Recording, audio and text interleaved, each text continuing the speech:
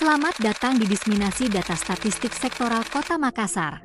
Kali ini kita akan membahas tentang data mengenai politik, hukum dan keamanan di Kota Makassar. Pembangunan politik, hukum dan HAM di Kota Makassar diarahkan pada terciptanya suasana kehidupan politik yang demokratis, tertib dan aman. Terbangunnya budaya tertib hukum bagi seluruh elemen masyarakat dan sekaligus menghargai dan menggalakkan penegakan HAM. Pembangunan politik khususnya partai politik yang ada di Kota Makassar yang anggotanya duduk dalam Dewan Perwakilan Rakyat Daerah, DPRD, merupakan mitra pemerintah Kota Makassar. Berdasarkan data Sekretariat DPRD Kota Makassar, terdapat 12 orang perempuan atau sebesar 24% dan 38 orang laki-laki atau sebesar 76% sebagai anggota DPRD di Kota Makassar tahun 2023. Dari total jumlah 50 orang anggota DPRD yang berasal dari 12 partai politik. Hasil seleksi yang dilakukan oleh KPU Pusat tentang seleksi partai politik yang sah, maka pada tahun 2024 jumlah parpol peserta pemilu di Kota Makassar sebanyak 18 parpol.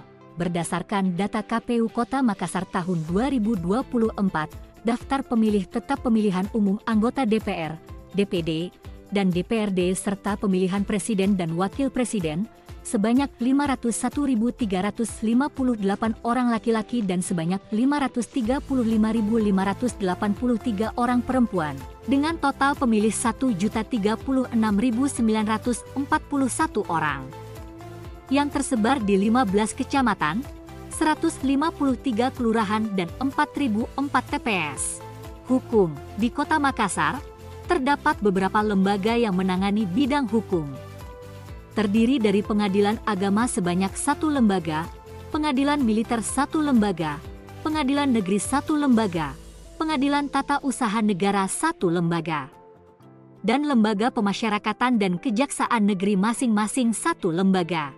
Selain itu, berdasarkan data bagian hukum Sekretariat Daerah Kota Makassar mencatat selama tahun 2023 dikeluarkannya produk hukum daerah berupa Peraturan Wali Kota sebanyak 89 dokumen, Keputusan Wali Kota serta Keputusan Sekretaris Daerah Kota Makassar sebanyak 1.915 dokumen.